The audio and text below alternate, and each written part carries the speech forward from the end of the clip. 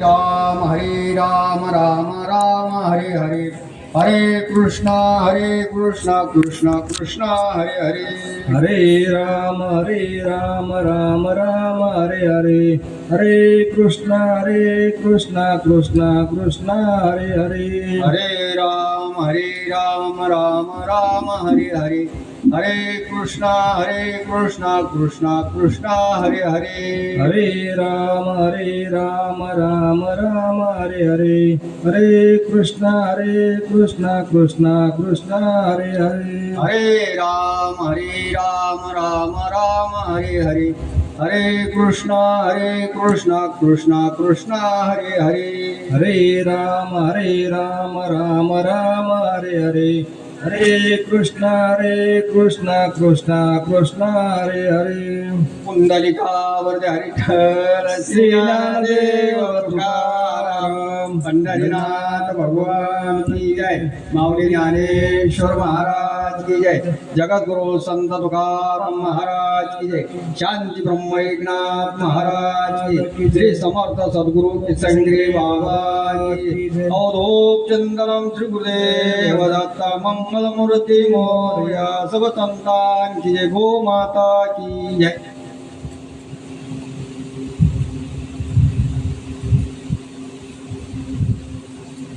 हरि ओम श्री गणेशाय नमः श्री सरस्वत्यै नमः श्री गुरुचरणकमलेभ्यो नमः गजाननं भूतगणादिसेवितं कपित्थजम्बूफलचारुभक्षणम् उमासुतं शोकविनाशकारकं नमामि विघ्नेश्वरपादपङ्कजं मनोजवं मारुततुल्यवेगं जितेन्द्रियं बुद्धिमतां वरिष्ठं वातात्मजं वानरयूथमुख्यं श्रीरामदूतं शरणं प्रपद्ये ब्रह्मानन्दं परमसुखदं केवलं ज्ञानमूर्तिं द्वन्द्वातीतं गगनसदृशं तत्त्वमस्यादिलक्ष्यम् एकं नित्यं विमलमचलं सर्वधी साक्षिभूतं भावातीतं त्रिगुणरहितं सद्गुरुं तन्नमामि शुक्लां ब्रह्मविचारसारपरमां माद्यां जगद्व्यापिनीं वीणापुस्तकधारणीं अभयदां जाड्यान्धकारापहां हस्ते स्फाटिकमालिकां विदधतीं पद्मासने संस्थितां वन्दे तां परमेश्वरी भगवती बुद्धिप्रदां शारदाम् व्यासाय विष्णुरूपाय व्यासरूपाय विष्णवे नमो वै ब्रह्मनिधये वासिष्ठाय नमो नमः निजानन्दरूपी जरी हे समाधी जनांची निवारी पर्याध्यव्याधी शिवब्रह्म विष्णू स्वरूपात्मकाला नमस्कार माझा सद्गुरु बाळकृष्ण प्रभूला अजं रुक्मिणी प्राणसञ्जीवनन्तं परं धाम कैवल्यमेकं तुरीयं प्रसन्नं प्रपन्नार्तिहदेव देवं परब्रह्मलिङ्गं भजे पाण्डुरङ्गम् रामाय रामभद्राय रामचन्द्राय वेधसे रघुनाथाय नाथाय सीताय पतये नमः शुक्लां ब्रह्मविचारसारपरमां माद्यां जगद्व्यापिनीं कस्तूरीतिलकं ललाटपटले वक्षस्थले कौस्तुभं नासाग्रे वरमौक्तिकं करतले वेणुः करे कङ्कणम् सर्वांगे हरिचन्दनं सुललितं कंठे च मुक्तावली गोपस्त्री परिवेष्टितो विजयते गोपालचूडामणि कृष्णाय वासुदेवाय हरये परमात्मने प्रणतः क्लेशनाशाय गोविन्दाय नमो नमः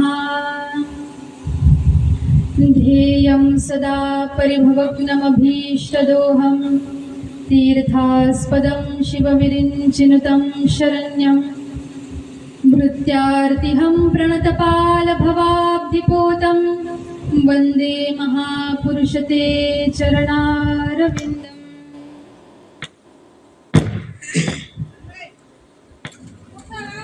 हा कूलर आहे ना थोडा इकडे सरका माईक मध्ये बाहेर सरका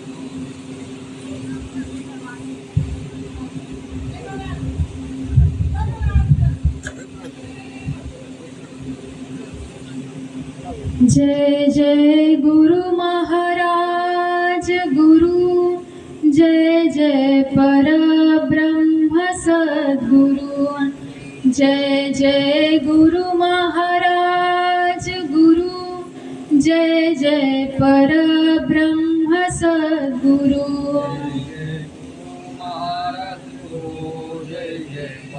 ब्रह्म सद्गुरु जय जय गुरु महाराज गुरु जय जय परब्रह्म सद्गुरु जय जय गुरु महाराज गुरु जय जय परब्रह्म सद्गुरु परब्रह्म सद्गुरु जय जय परब्रह्म सद्गुरु ब्रह्म सद्गुरु जय जय परब्रह्म सद्गुरु परब्रह्म सद्गुरु जय जय परब्रह्म सद्गुरु परब्रह्म सद्गुरु जय जय परब्रह्म सद्गुरु परब्रह्म सद्गुरु जय जय परब्रह्म सद्गुरु परब्रह्म सद्गुरु जय जय परब्रह्म सद्गुरु जय जय गुरु महाराज गुरु जय जय परब्रह्म सद्गुरु जय जय गुरु महाराज गुरु जय जय परब्रह्म सद्गुरु जय जय गुरु महाराज गुरु जय जय परब्रह्म सद्गुरु जय जय गुरु महाराज गुरु जय जय परब्रह्म सद्गुरु जय जय परब्रह्म सद्गुरु जय जय परब्रह्म सद्गुरु जय परब्रह्म सद्गुरु जय जय परब्रह्म सद्गुरु जय जय परब्रह्म सद्गुरु जय जय परब्रह्म सद्गुरु जय जय परब्रह्म सद्गुरु जय जय परब्रह्म सद्गुरु जय जय गुरु महाराज गुरु जय जय परब्रह्म सद्गुरु जय गुरु महाराज गुरु जय जय परब्रह्म सद्गुरु परब्रह्म सद्गुरु जय जय परब्रह्म सद्गुरु परब्रह्म सद्गुरु जय जय परब्रह्म सद्गुरु परब्रह्म सद्गुरु जय जय परब्रह्म सद्गुरु जय गुरु महाराज गुरु जय जय परब्रह्म सद्गुरु जय जय गुरु महाराज गुरु जय जय परब्रह्म सद्गुरु गुरु महाराज गुरु जय जय परब्रह्म सद्गुरु गुरु महाराज गुरु जय जय परब्रह्म सद्गुरु सद्गुरुनाथ महाराज की जय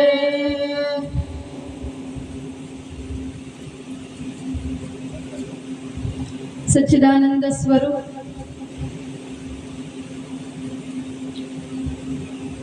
परमाराध्य असलेले महात्मे परमहंस संत साधू सद्गुरू यांची कथा श्रवण करण्यासाठी तुम्ही मी सारे विराजमान झालेलो आहोत. भाग्यवान आहोत तुम्ही मी की आपण साधूच्या चरणाजवळ येऊन बसलेलो आहोत. अर्थातच आपण साधूच्या कथेमध्ये येऊन बसलेलो आहोत.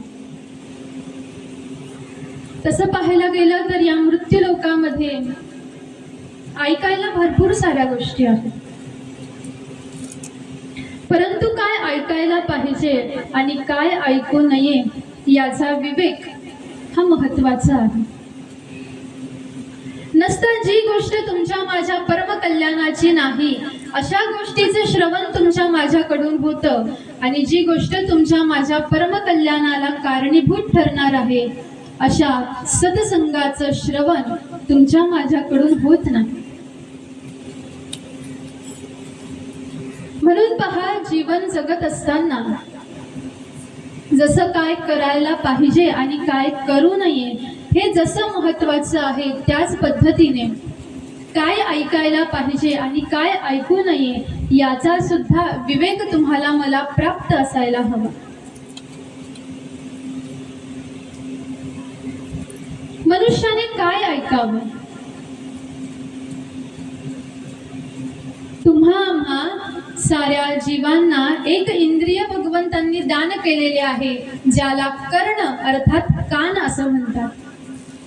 या कानाच्या माध्यमातून तुमची माझी इच्छा असो अथवा नसो, या कानाच्या माध्यमातून तुमच्या माझ्या हृदयामध्ये अनेकानेक शब्द प्रविष्ट करून जातात. भलेही आपल्याला एखाद्याची निंदा ऐकायची इच्छा नसली तरी सुद्धा तुमच्या माझ्या कानावरती निंदा येऊन पडते. भलेही तुम्हाला मला एखाद्याची स्तुती ऐकायची इच्छा नसली तरी सुद्धा आपली इच्छा नसताना सुद्धा आपल्या कानावरती स्तुतीचे शब्द येऊन पडतात. अर्थात आपण काहीही ऐकलं तरी त्याचा प्रवेश हा हृदयामध्ये होणार असतो. परंतु पहा, एक सूत्र लक्षात घेतलं पाहिजे की जरी तुमच्या माझ्या कानावरती अनेकानेक शब्द येऊन पडत असतील, अनेकानेक निंदा, स्तुती, गौरव सारं काही कानावरती येऊन पडत असलं तरी सुद्धा कोणत्या गोष्टीचा परिणाम हा स्वतःवरती करून घ्यायचा आहे हे तुम्ही मी ठरवायचं असतं. आपल्या कानावरती हिताच्या 4 गोष्टी सुद्धा येऊन पडतात आणि अहिताच्या 4 गोष्टी सुद्धा कानावरती येऊन पडतात. मग त्यावेळेला तुम्हाला मला तो विवेक प्राप्त असायला पाहिजे की मी कोणत्या गोष्टीचं आचरण करावं. आणि ज्या मनुष्याला विवेक प्राप्त झालेला असतो असा मनुष्य हा कायम हिताच्या गोष्टीचं आचरण करणारा असतो. जे हिताचे 4 शब्द त्याच्या कानावरती येऊन पडतात त्याच गोष्टीचं तो आचरण करतो, आणि अहितकारक ज्या काही गोष्टी आहेत त्याचं आचरण तो करत नाही. मग हिताच्या गोष्टी कोणत्या असतात?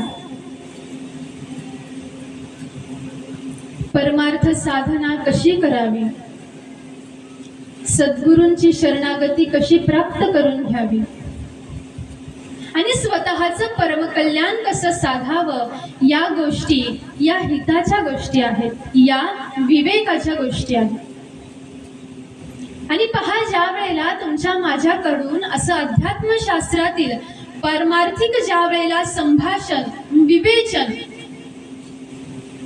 परमार्थ कोटीचं तत्वज्ञान ज्या वेळेला तुमच्या माझ्या कानावरती पडेल आणि त्याचा प्रवेश ज्या वेळेला हृदयामध्ये होईल त्यावेळेला तुमचं माझं परमकल्याण हे सहज आहे.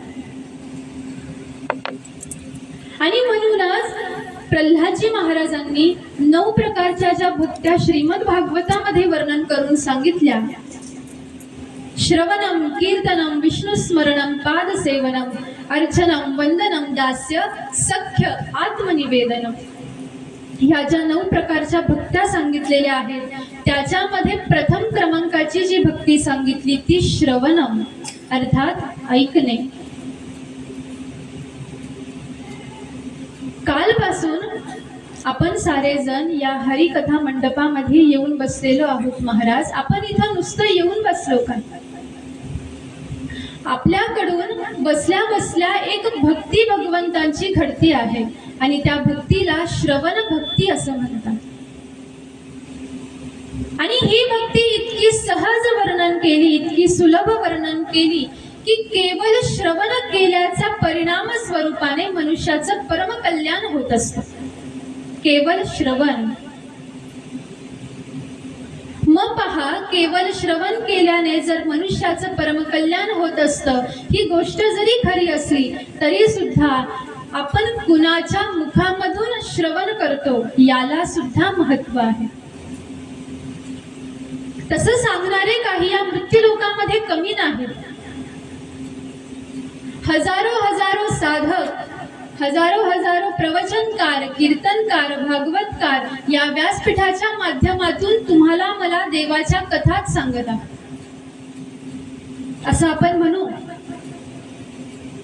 पण पहा, लक्षात घ्या, सांगत असणारा हा कोण आहे याचं सुद्धा ज्ञान तुम्हाला मला असलं पाहिजे. भलेही धर्माच्या व्यासपीठावरून बोलणारे अनेक असले तरी सुद्धा जो बोलतो आहे आणि ज्याचं आपण ऐकत आहोत तो कोण आहे? प्रथमतः तो साधक असावा, तो सद्गुरूंचा शिष्य असावा आणि याच्याही पेक्षा मुख्य गोष्ट तो कोणत्या तरी गुरु परंपरेमधला साधक असायला हवा, वक्ता असायला हवा. कारण ज्या वेळेला एखादा साधक, एखादा वक्ता हा गुरु परंपरेने अनुग्रहित झालेला आहे, सद्गुरूंची कृपा ज्याने प्राप्त करून घेतलेली आहे आणि आपल्या सद्गुरूंच्या आदेशाने जो व्यासपीठावरती बसून बोलतो आहे, त्यावेळेला त्याच्या मुखामधून निघणारे शब्द हे सामान्य शब्द नसतात. व्यासपीठावरती बसणारा हा सिद्ध असला पाहिजे, हा संत असला पाहिजे, हा विरक्त महात्मा असला पाहिजे. सद्गुरूंचा कृपाशीर्वाद त्याने प्राप्त करून घेतलेला पाहिजे. आणि ज्या वेळेला असा साधक व्यासपीठावरून बोलेल आणि त्याने बोलल्यानंतर जे शब्द तुमच्या माझ्या कानावरती येऊन पडतील, त्या शब्दाच्या माध्यमातून तुमचं माझं परम कल्याण हे होत असतं. मग इथे आपल्याला काही करायची आवश्यकता नाही. करणारे कोण आहेत? तर ज्यांच्या मुखामधून आपण श्रवण करत आहोत ते महात्मे करणारे आहेत. आणि त्यातल्या त्यात जर का आपल्या सद्गुरूंच्या मुखांमधून जर का तुम्हाला मला हरीची कथा, साधूची कथा, पारमार्थिक तत्वज्ञान जर का श्रवण करायला भेटलं महाराज, तर केवळ त्यांच्या वचनाच्या माध्यमातून तुमचा माझा उद्धार हा सहज होतो. काल आपण राजा परीक्षितींचं जरासं संक्षिप्त चिंतन श्रवण केलं की शुकदेवजी महाराजांची भेट झाली. 7 दिवस कथा ऐकली आणि राजा परीक्षितींचा उद्धार झाला. उद्धार कशामुळे झाला?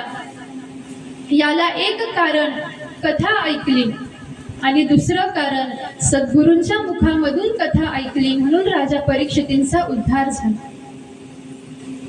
म्हणून आपण कुणाच्या मुखामधून ऐकतो याला सुद्धा विशेष महत्व आहे. आणि त्यातल्या त्यात ज्याला स्वतःचं परम कल्याण साधून घ्यायचं आहे अशा साधकाने तरी सद्गुरूंशिवाय इतर कुणाच्याही मुखामधून काहीच ऐकत जाऊ नये. केवळ सद्गुरूंच्या मुखामधून ऐका. पण कुणी ज्याला स्वतःचं परम कल्याण साधून घ्यायचं आहे, ज्याला स्वतःचा उद्धार करून घ्यायचा आहे, अशा साधकाने. पहा, आपला विषय चाललेला होता श्रवण करावं. श्रवण केल्याचा परिणाम, जे आपण ऐकतो त्याचं मनन घडलं पाहिजे. मनन घडणे अर्थात आठवत राहणे. आता आपण 5 वाजता हरिकथा, संत कथा ज्या वेळेला संपन्न होईल आणि आपण आपल्या घरी जाऊ, त्यावेळेला काय करायचं? जी कथा तुम्ही मी ऐकली व्यासपीठाच्या माध्यमातून, जो बोध तुम्ही मी ऐकला, जो सिद्धांत तुम्ही मी ऐकला, तो सिद्धांत, ती कथा ही सतत मनामध्ये आठवत राहायची. मी आज काय ऐकलं. जे ऐकलं त्याचं जर का सतत मनन तुमच्या माझ्याकडून घडलं तर मनन घडल्याचा परिणाम निधिध्यास लागत असतो, ध्यास लागत असतो. नुसताच ध्यास नाही तर त्याला विशेषण दिलेलं आहे निधिध्यास. आणि ज्या वेळेला असा निधिध्यास लागतो त्यावेळेला तुमच्या माझ्या समोर साधू प्रकट होत असतात. म्हणून केवळ श्रवण करून सोडून देत जाऊ नये महाराज. ज्या वेळेला श्रवण होतं त्यावेळेला मनन सुद्धा घडलं पाहिजे. आणि मनन घडल्याचा परिणाम निधिध्यास आपोआप लागत असतो. म्हणून श्रवण करावं, मनन करावं, निधिध्यास लागतो. आणि निधिध्यास लागल्याचा परिणाम साधूची कृपा होत असते. हे 3 चरण आहेत. पैकी पहिल्या चरणामध्ये तुम्ही मी प्रवेश केलेला आहे, आपण ऐकत आहोत. पहा, या मृत्यू लोकामध्ये 3 घटक असे आहेत की हे 3 घटक या मृत्यू लोकामध्ये जन्माला येतात.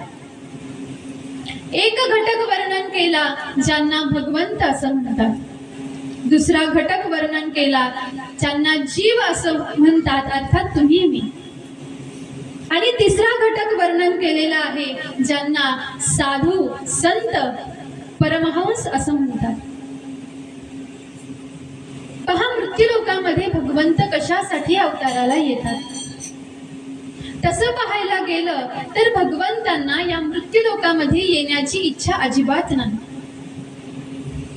भगवंतांना इथे येण्याची इच्छा नाही, पण तरी सुद्धा भगवंत मृत्यू लोकामध्ये येतात. कशामुळे, कशासाठी?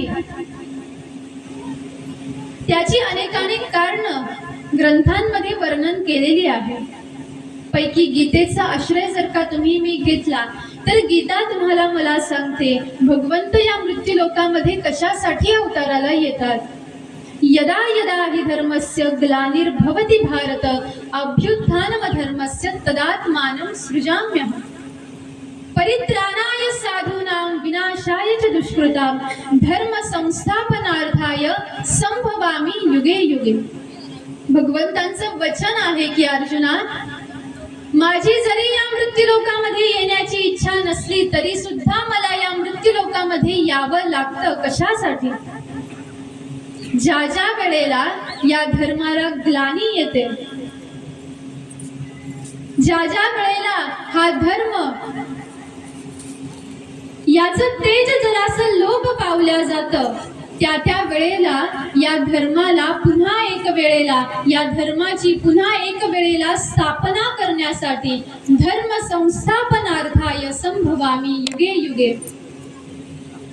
पुन्हा पुन्हा या धर्माची संस्थापना करण्यासाठी मी या मृत्यू लोकामध्ये येत असतो.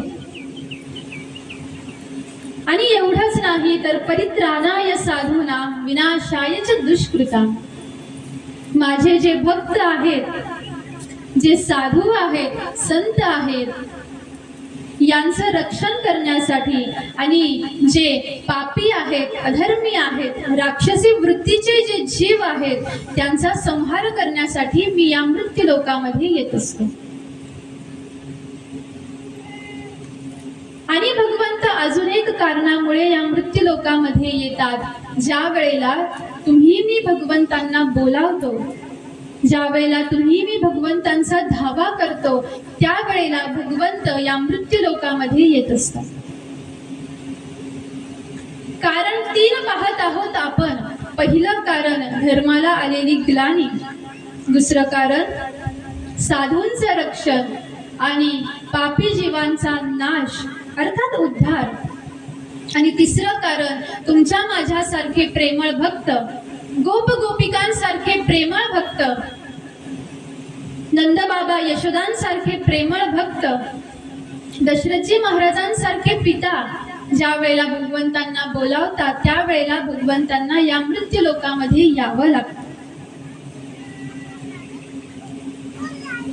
परंतु भगवंत म्हणतात मला बोलावतात म्हणून मला यावं लागतं, पण मला या मृत्यू लोकामध्ये येण्याची इच्छा नाही.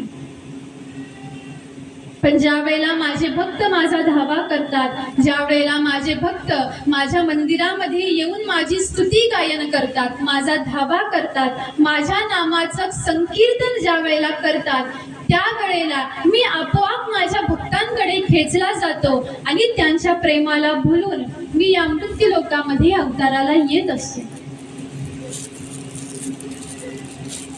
हे कारण आहे भगवंतांना या मृत्यू लोकामध्ये येण्यासाठी. भगवंत या मृत्यू लोकामध्ये येतात. यानंतर दुसरा घटक आहे ज्याला जीव असं म्हणतात, अर्थात तुम्ही मी. आपण या मृत्यू लोकामध्ये कशासाठी येतो बरं? आपला कोणी या मृत्यू लोकामध्ये धावा केला का? आपलं मंदिर बांधलं, आपल्या नावाचं संकीर्तन आरंभ केलं, आपली मूर्ती मंदिरामध्ये बसवली आणि तुम्ही आम्हाला दर्शन द्या दर्शन द्या असा टाहो फोडला म्हणून आपण या मृत्यू लोकामध्ये आलो का महाराज? नाही. मग तरी सुद्धा आपण या मृत्यू लोकामध्ये येतो. पहा, विशेष असं आहे की आपली इच्छा असो अथवा आपली इच्छा नसो, आपल्याला या मृत्यू लोकामध्ये यावंच लागत असतं. हा नाईलाज आहे आपला आणि ही सत्यता सुद्धा आहे. आपल्याला कोणी विचारतं का तुला मृत्यू लोकामध्ये जायचं आहे का? तुम्हाला कोणाला विचारलं कधी भगवंतांनी की तुला मृत्यू लोकामध्ये जायची इच्छा आहे का? नाही महाराज, कारण इथं आपल्या इच्छेला महत्वच नाही. मग जर आपली इच्छा नाही तरी सुद्धा आपल्याला बळजबरी या मृत्यू लोकामध्ये यावं लागतं. काय कारण असेल?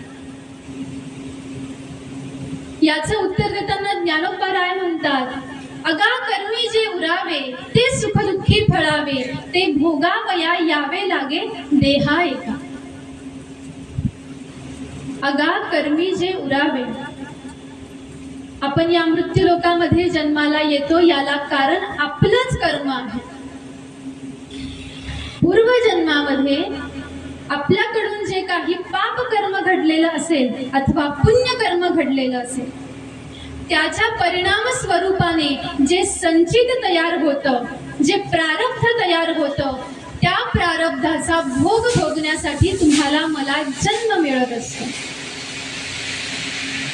मग पहा, इथं तुम्हाला मला येण्यासाठी कारण काय झालं? तुम्ही आणि मी केलेलं कर्म. तुमच्या माझ्याकडून जर का चांगलं कर्म घडलेलं असेल तरी सुद्धा मृत्यू लोकामध्ये यावं लागतं आणि पाप कर्म जरी घडलं असेल तरी सुद्धा मृत्यू लोकामध्ये यावं लागतं. पण असं होतं पहा, जर का पूर्वजन्मामध्ये तुम्ही मी भरपूर पुण्य केलं, चांगलं कर्म केलं, सत्कर्म केलं, परोपकार केला, तर या जन्मामध्ये तुम्हाला मला सुख प्राप्त होत असतं. अर्थात सुखाचे भोग भोगायला भेटत असतात. मग ज्याच्यामध्ये आपला जन्म उच्च कुळामध्ये होतो, श्रीमंत घराण्यामध्ये जन्म होतो, भरपूर संपत्ती, पद, मान, प्रतिष्ठा तुम्हाला मला प्राप्त होतात. कशामुळे? पूर्वजन्मामध्ये केलेल्या पुण्यकर्माचा परिणाम. पण याच्या उलट जर का तुमच्या माझ्याकडून पूर्वजन्मामध्ये जर पाप घडलेलं असेल तर त्याच्या परिणाम स्वरूपाने या जन्मामध्ये तुम्हाला मला दुःख भोगावं लागतं. आपण प्रश्न करतो ना देवाला की देवा, का हो माझ्या जीवनामध्ये एवढं दुःख दिलेलं आहे तुम्ही? त्यावेळेला देव तुम्हाला मला तर काही उत्तर देत नाही, कारण त्यांना माहिती आहे की ज्ञानोबरायांनी उत्तर दिलेलं आहे. अगा कर्मी जे उरावे ते सुख दुःखी फळावे. तुम्ही जरी रडत बसलेला आहात की का माझ्या जीवनामध्ये एवढं दुःख दिलं तुम्ही, तर याला कारण तुम्हीच आहात. तुम्ही पाप कर्म केलं, तुम्हाला दुःख वाटायला आलं. तुम्ही पुण्य कर्म केलं, तुम्हाला सुख वाटायला आलं. पहा, हा सिद्धांत आहे. इथं आपल्या वाट्याला जे येतं, आपल्याला जे प्राप्त होतं, ते आपण केलेल्या कर्माचाच परिणाम आहे. पुण्य केलं तर सुख आणि पाप केलं तर दुःख. म्हणून म्हणून पहा, गीतेमध्ये हा जो कर्मयोग भगवंतांनी सांगितलेला आहे अर्जुनजी महाराजांना, तो याच्याचसाठी. कारण अर्जुनजी महाराज सिद्ध झालेले आहेत युद्ध करण्यासाठी. अर्थात भगवंत त्यांना प्रेरणा देत आहे, अर्जुना, की तुला युद्ध करायचं आहे. परंतु मला युद्ध करायचं नाही याचं बरचसं विवचन अर्जुनजी महाराजांनी सांगितलं, युक्तिवाद सांगितला भगवंतांना. पण आता मात्र भगवंत अर्जुनजी महाराजांना पटवून देत आहे. म्हटले, तुला युद्ध करणं कर्मप्राप्त आहे. मग आता तुला कर्म करणं, युद्ध करणं जर का कर्म प्राप्त आहे, तर तू युद्धच असं कर, अर्थात तू कर्मच असं कर की त्या कर्माच्या परिणाम स्वरूपाने तुला सुखही होणार नाही आणि तुला दुःख सुद्धा प्राप्त होणार नाही. असं कर्म कर. आणि जो युक्तिवाद सांगितला, जे साधन सांगितलं, जो सिद्धांत सांगितला, त्या सिद्धांताला निष्काम कर्म असं म्हणतात. निष्काम कर्म म्हणजे पहा, कर्म करणं तुमच्या माझ्या वाट्याला आहे. आपण किती जरी म्हटलं की आता मला कर्म करायचे नाही, आता मला कोणतंच काम करायचं नाही, आता मला स्वस्थ एका जागेवरती फक्त बसून राहायचं आहे. पण असं जरी तुम्ही मी म्हटलं महाराज, तरी सुद्धा आपण बसलेलो आहोत, हे सुद्धा काय झालं, एक प्रकारचं कर्म. म्हणून भगवंतांनी हे सुद्धा सांगितलं की अर्जुना, तुला कर्माचा त्याग करायचा नाही, तू कर्म करत राहा. तुझ्या वाट्याला जे कर्तव्य आलेलं आहे ते कर्तव्य तू करत राहा. पण ते कर्तव्य करत असताना निष्काम भावनेने कर्तव्य कर. निष्काम भावना अर्थात मी जे काही करतो आहे याचं फल, या फलाची अपेक्षा मला नाही. अपेक्षा रहित केलेलं कर्म हे निष्काम कर्म होत असतं. आणि ज्या वेळेला आपण केलेल्या कर्माचं फल, त्या फलाचा संग जर का तुम्ही मी टाकून दिला आणि सहज कर्तव्य म्हणून जर का कर्म करत राहिलो महाराज, तर तुम्ही मी केलेलं कर्म हेच आपल्याला या मृत्यू लोकामधून सोडवत असतं. पहा, कर्मच एक अशी गोष्ट आहे की जी तुम्हाला मला बंधनामध्ये टाकते, आणि कर्मच अशी गोष्ट आहे जी तुम्हाला मला या बंधनामधून मुक्त करत असते. दोन सिद्धांत अर्जुनजी महाराजांना या ठिकाणावरती भगवंत सांगत आहेत की तू कर्म कर, पण कर्म करत असताना फलाची अपेक्षा त्यागून दे. म्हटले, नाही होणार माझ्याकडे. कारण पहा, आशा, अपेक्षा ही अशी गोष्ट आहे महाराज की त्याच्यावरती तुमचं माझं जीवन चालू आहे. आपण जगत आहोत आतापर्यंत. आपल्या जीवनामध्ये असे प्रसंग आले नाहीत का की तुम्हाला मला असं वाटलं की आता बास झालं, पुरे झालं, आता इथंच आपलं जीवन संपवून टाकावं. असे प्रसंग आले असतील प्रत्येकाच्या जीवनामध्ये, पण तरी सुद्धा तुम्ही मी जगत आहोत ना. कशामुळे? एक आशा की काहीतरी चांगलं होईल. त्या भगवंताकडून जराशी अपेक्षा की तू पुढे चालून काहीतरी माझ्यासाठी चांगलं करशील. या अपेक्षावरती, या आशेवरती तुमचं माझं जीवन चालू आहे. आणि पहा, ज्या वेळेला ही आशा संपून जाते, ही अपेक्षा संपून जाते, त्यावेळेला मनुष्याचा देह पडून जातो. जगायची इच्छा राहत नाही आणि हाच विचार करता करता मनुष्य मरून जातो. दशरथजी महाराजांच्या जीवनामध्ये हा प्रसंग आला महाराज की एक आशा होती दशरथजी महाराजांना की माझा राम वनामध्ये निघून चाललेला आहे, माझ्या रामासोबत माझा दूत चाललेला आहे, मंत्री चाललेला आहे. आणि त्या मंत्र्याला सांगितलं होतं, म्हटले तू जरी अयोध्याच्या बाहेर पर्यंत रामाला सोडवशील तरी माझा विश्वास आहे की तू माझ्या रामाला परत रथामध्ये घेऊन येशील. हा विश्वास होता, ही आशा होती. पण ज्या वेळेला कुणालाही न सांगता शरयू तीरावरून रामराय, लक्ष्मणजी महाराज आणि सीता आई साहेब निघून गेल्या आणि हे ज्या वेळेला त्या मंत्र्याच्या लक्षात आलं दुसऱ्या दिवशी प्रभात समयाला तो मंत्री येऊन पोहोचला. दशरथजी महाराजांनी पाहिलं की तो एकटाच आलेला आहे. रथामध्ये माझा राम नाही हे लक्षात आल्याबरोबर एक आशा होती, ती आशा सुद्धा नष्ट झाली आणि त्याच ठिकाणावरती दशरथजी महाराजांनी आपला प्राण सोडला. माझा राम परत येईल या एका आशेवरती दशरथजी महाराजांनी संपूर्ण रात्र काढली आणि ज्या वेळेला प्रभात समयाला लक्षात आलं की माझा राम निघून गेलेला आहे, आशा संपून गेली. महाराज महादेह ठेवून तरी काय करणार? प्राणत्याग केला असं म्हणण्यापेक्षा प्राणच हृदयामधून शरीरामधून निघून गेला. म्हणून पहा, आशा ही अशी गोष्ट आहे जी तुम्हाला मला जगवत असते आणि आशाच ही अशी गोष्ट आहे की जी तुमच्या माझ्या दुःखाला कारण सुद्धा होत असते. आशा ही परमं दुःखम, निराशा ही परमं सुखम. एखाद्याकडून आशा करणं हेच आपल्या दुःखाचं कारण आहे आणि या जीवामध्ये, या मृत्यू लोकामध्ये आपल्या सगळे सोयऱ्यांपासून कोणत्याही प्रकारची आशा हृदयामध्ये न बाळगणे हेच तुमच्या माझ्या सुखाचं कारण आहे. पहा, तुम्ही मी ऐकत होतो, अर्जुनजी महाराजांनी सांगितलं, म्हटले माझ्याकडून होणार नाही. कर्म केलं अर्थात काहीतरी आशा आहे म्हणून कर्म झालं.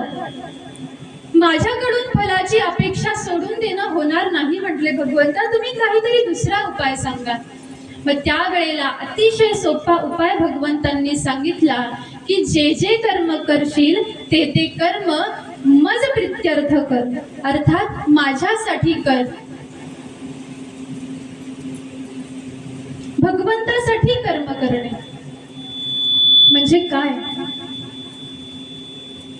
कर्तव्य कर्म म्हणून जे जे काही तुमच्या माझ्या वाट्याला आलेलं आहे ते कर्तव्य कर्म समाप्त झाल्यानंतर, अर्थात प्रभात समयापासून तुमची माझी कामं आरंभ होतात आणि रात्रीच्या समयाला आपण विश्रांती घेतो.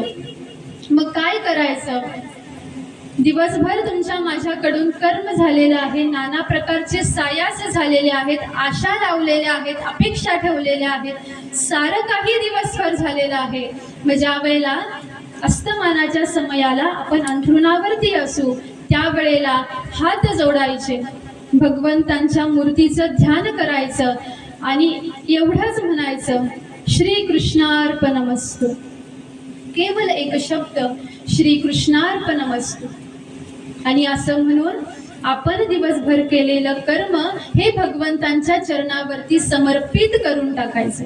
मग ते पाप कर्म असो की पुण्य कर्म असो, मग त्याचा परिणाम काय होईल? त्या कर्मामधून जे भोग तुम्हाला मला प्राप्त होतील ते भोग तुमच्या माझ्या वाट्याला येणारच नाही. कसे काय येणार नाही? कर्म जरी आपण केलेलं आहे, पण ते कर्म जर आपण भगवंतांना समर्पित केलेलं आहे, तर आता आपण कर्म करून सुद्धा रिकामेच झालेलो आहे. कारण माझ्याकडे जे होतं ते मी भगवंतांना दिलेलं आहे, मग ते चांगलं असो की वाईट असो. पण पहा, जरी आपण भगवंतांना वाईट कर्म दिलं, चांगलं दिलं, तरी सुद्धा त्याची परतफेड भगवंत चांगलीच करत असतात. चांगलंच फल भगवंत तुम्हाला मला देत असतात. आणि ते चांगलं फल काय? ते चांगलं फल म्हणजे पुन्हा मृत्यू लोकामध्ये जन्माला न येणं. तुम्ही मी जर का आपलं सारं कर्म भगवंतांना अर्पण करून दिलेलं आहे, मग फलच प्राप्त होणार नाही, भोगच जर का निर्माण होणार नाही, संचितच जर का तयार होणार नाही, तर त्या प्रारब्धाचे भोग भोगण्यासाठी तुम्हाला मला यायचं काही कामच नाही. कर्म भगवंतांना समर्पित केलेलं आहे, मग ते वाईट असलं चांगलं असलं तरी सुद्धा उदारदाता नारायण काय करेल? त्या वाईटाचं सुद्धा चांगलंच करेल. आणि ते चांगलं म्हणजे आपलं, तुमचं माझं परमकल्याण, तुमचा माझा उद्धार. म्हणून एक सूत्र लक्षात घेतलं पाहिजे की करत असताना सकल कर्म हे भगवंतांसाठी करायला पाहिजे. आणि ज्या वेळेला असं तुम्ही मी करू महाराज, त्या वेळेला आपण केलेलं कर्म हे नुसतं कर्म राहत नाही, तर तो योग होत असतो, ती भक्ती होत असते, ती साधना होत असते. आणि ज्या वेळेला अशा प्रकारची साधना, अशा प्रकारचा योग तुमच्या माझ्याकडून घडेल, त्यावेळेला तुम्ही मी केलेलं कर्म हे तुमच्या माझ्या परमकल्याणासाठी कारणीभूत होत असतं.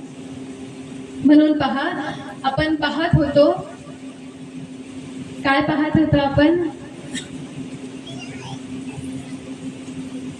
अगा कर्मी जे उरावे ते सुखदुःखी फळावे, ते भोगावया यावे लागे देहा एका. तुम्हाला मला या मृत्यू लोकामध्ये जन्माला यावं लागतं, याला एक कारण तुम्ही मी केलेलं कर्म. दुसरं कारण वर्णन केलं, हृदयामध्ये असणारी वासना. तुम्ही मी जन्माला येतो याला कारण वासना सुद्धा आहे. पूर्वजन्मामध्ये आपला जीव कुणामध्ये तरी अडकला, आपला जीव एखाद्या व्यक्तीमध्ये, वस्तूमध्ये, पदार्थामध्ये अडकल्याचा परिणाम की ती वासना तुम्हाला मला पुन्हा एक वेळेला जन्म घेण्यासाठी कारणीभूत ठरत असते. जन्म घेणे लागे वासनेच्या संगे, असं संत सांगतात की जन्माला येण्यासाठी कारण वासना सुद्धा आहे. म्हणून मनुष्याने स्वतःच्या वासनेवरती नियंत्रण मिळवण्याचा प्रयत्न केला पाहिजे. ही वासना तुमच्या माझ्या आत्मकल्याणापासून तुम्हाला मला दूर नेणारी आहे. अनेक वेळेला या 84 लक्ष योन्यांच्या फेऱ्यामध्ये अडकवणारी आहे वासना. म्हणून मनुष्याने कुणामध्येही स्वतःचा जीव अडकवत जाऊ नये. आता हे बोलत असताना जरी सोपं वाटत असलं तरी ज्याचं त्याला माहिती आहे की आपला जीव कुणामध्ये अडकलेला आहे. पहा, असं म्हणतात की मनुष्याला मरणाच्या समयाला, मृत्यूच्या समयाला अतीव वेदना होतात. श्रीमद भागवत असं सांगतं की एक इंगळी नाही, हजारो इंगळ्या चावल्याच्या ज्या वेदना आहेत, त्या वेदना एका मरणाऱ्या माणसाला त्या क्षणाला होत असतात. पहा, हजारो इंगळ्या. मग खरंच इतका त्रास होत असेल का? या देहामधून आत्मा ज्या वेळेला विलग होतो, ही जी प्रक्रिया आहे विलगीकरणाची, या प्रक्रियेमध्ये कोणत्याही प्रकारचा त्रास नाही. मग त्रास कुठं आहे? आपली इच्छा नसताना सुद्धा आपल्याला मरावं लागतं, ही मुख्य दुःख आहे, हा मुख्य त्रास आहे महाराज. नसता कुणाला मरावं वाटतं का? तुम्हाला मरायची इच्छा आहे? मी आता म्हटलं, आता तुकोबाराय येतील, पुष्पक विमान घेऊन येतील आणि तुम्हाला मला आपल्या सोबत घेऊन जाण्यासाठी ते सज्ज झालेले आहेत. चलताल का? मी तयार आहे जाण्यासाठी. आपण चलताल का महाराज? अहो, तुकोबाराय जरी समोर येऊन बसले तरी आपण सांगू की तुकोबाराय थोडं 5 मिनिटं थांबता का? मी माझ्या गाईला जरासं पाणी पाजून येते. सुटला का महाराज संसार? सुटला का त्या गाईमध्ये असलेला जीव? त्या जनावरांमध्ये असलेला जीव सुटतो का? आणि हाच जीव आहे, हीच ममता आहे, हीच वासना आहे जी तुमच्या माझ्या मृत्यूला, दुःखदायक मृत्यूला कारणीभूत होत असते. म्हणून वासनेचा त्याग करावा. मग वासनेचा त्याग कसा करावा? पुन्हा तेच सूत्र सांगतात की हा जरी जीव माझा आहे, अर्थात ज्याच्यामध्ये आपला जीव अडकलेला आहे. उदाहरणार्थ, आपला एखादा ज्येष्ठ पुत्र असो अथवा ज्येष्ठ कन्या असो, ज्याच्यामध्ये आपला भरपूर जीव अडकलेला आहे, त्याच्याकडे पाहत असताना भावना ठेवायची भगवंत म्हणून.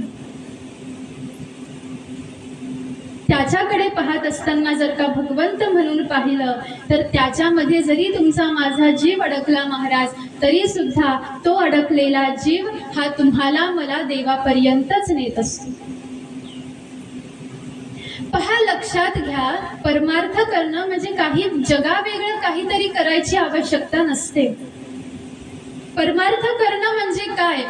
आपलं जे सकल कर्म तुमच्या माझ्याकडून दिवसभरामध्ये घडतं आहे, गेल्या अनेक वर्षांपासून, नव्हे गेल्या अनेक जन्मांपासून तुम्ही मी जो संसार करत आहोत, त्या संसारामध्ये देवाला पाहणं हाच झाला परमार्थ.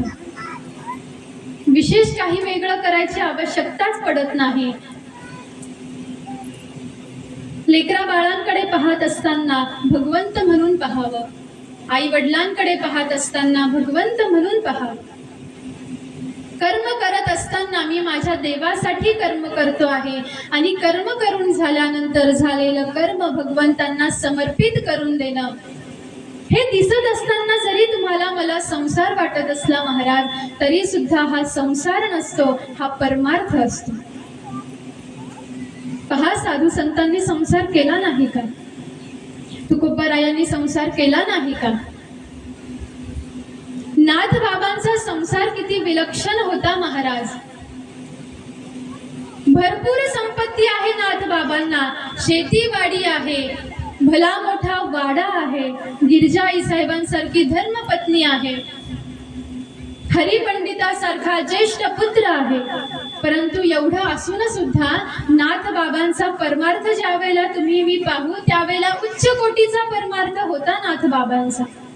मग कसा केला असेल त्यांनी परमार्थ? कसं त्यांनी भगवंतांना प्रसन्न करून घेतलं असेल?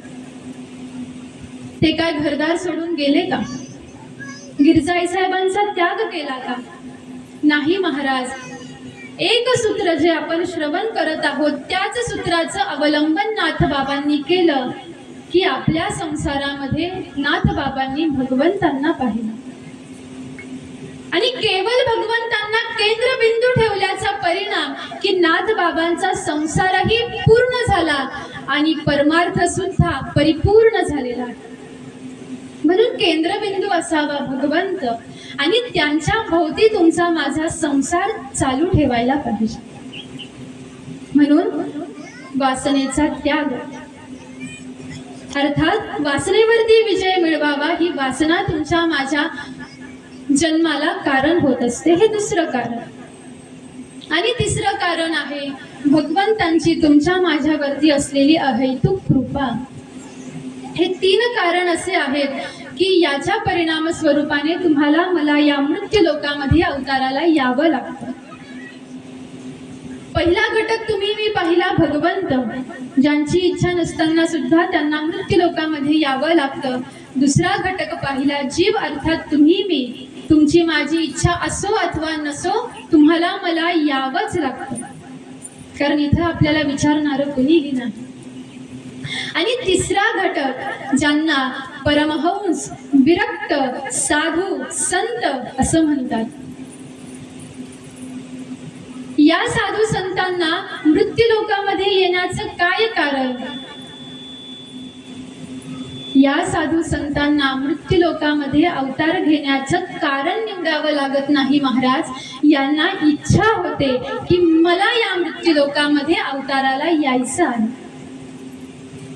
भगवंतांना या मृत्यू लोकामध्ये इच्छा नसताना सुद्धा यावं लागतं, कारण आहेत.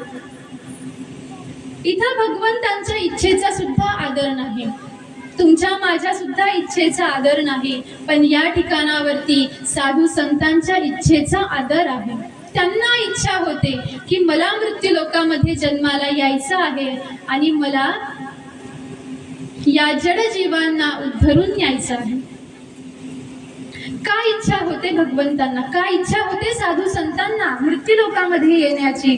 तर याला वर्णन करून सांगत असताना महात्मे असं म्हणतात की साधू संतांच्या हृदयामध्ये एक लोक विलक्षण घटक आहे. त्या घटकाला म्हणतात करुणा, दया. ही करुणा अशी आहे महाराज की साधू संतांना या मृत्यू लोकामध्ये अवतार घेण्याची इच्छा उत्पन्न करते. ही करुणा ज्या वेळेला ज्ञानोबाराय, तुकोबाराय, नाथ बाबा तुमच्या माझ्याकडे पाहतात महाराज, लक्षात येतं त्यांच्या की जरी हा माझ्यापर्यंत येण्यासाठी अनेक प्रयास करत आहे, याने आता या भवनदीमध्ये, या भवसागरामध्ये हा अडकून पडलेला आहे, हे त्यांच्या लक्षात येतं ना. जाणत आहोत. आपल्याही लक्षात येत आहे, त्यांच्याही लक्षात येत आहे की आता मी या भवसागरामध्ये बुडून जाणार आणि पुन्हा या 84 लक्ष योन्याच्या फेऱ्यामध्ये मी पुन्हा अडकणार. हे ज्या वेळेला साधू संतांच्या महात्म्यांच्या लक्षात येतं त्यावेळेला ते या मृत्यू लोकामध्ये अवताराला येतात आणि या भवसागरामध्ये उभे राहून तुमच्या माझ्यासाठी त्यांचा वरद हस्त पुढं करतात. आणि ज्या वेळेला आपण त्यांचा हात आपल्या हातामध्ये घेऊ किंवा काल आपण श्रवण केलं की ज्या वेळेला ते त्यांचा हात ते तुमचा माझा हात त्यांच्या हातामध्ये ज्या वेळेला घेतील त्यावेळेला तुम्ही मी हा भवसागर पार करून जात असतो. कशामुळे? भगवंत सुद्धा पाहत आहे तुम्हाला मला. भगवंतांच्या सुद्धा लक्षात येत आहे की हा भवसागरामध्ये अडकून पडलेला आहे. भवसागर अर्थात हा संसार. या संसारामध्ये जे सुख दुःख तुम्हाला मला प्राप्त होतात त्यालाच भवसागर आणि त्या भवसागरामध्ये तुम्ही मी बुडत असतो हा वस्तू निर्देश केलेला आहे. अर्थात रूपकात्मक बोलणं साधू संतांचं आहे.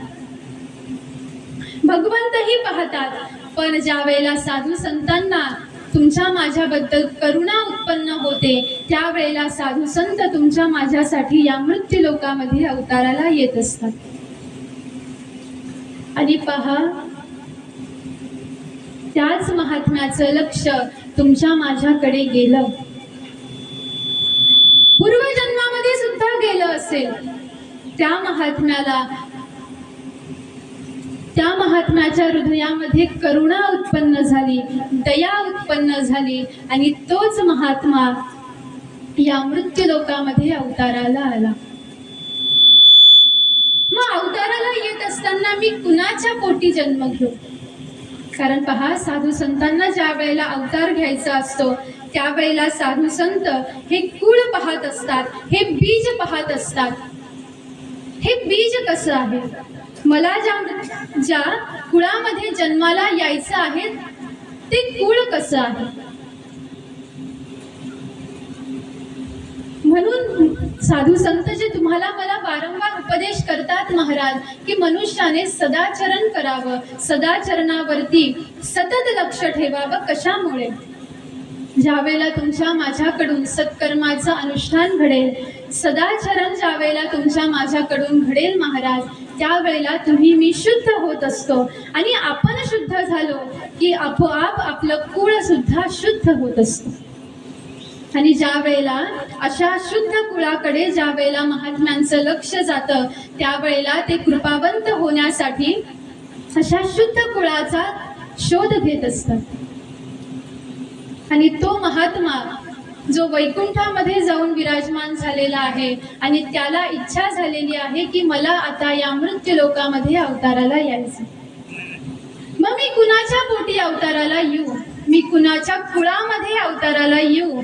त्यावेळेला लक्ष गेलं शबरी समाज.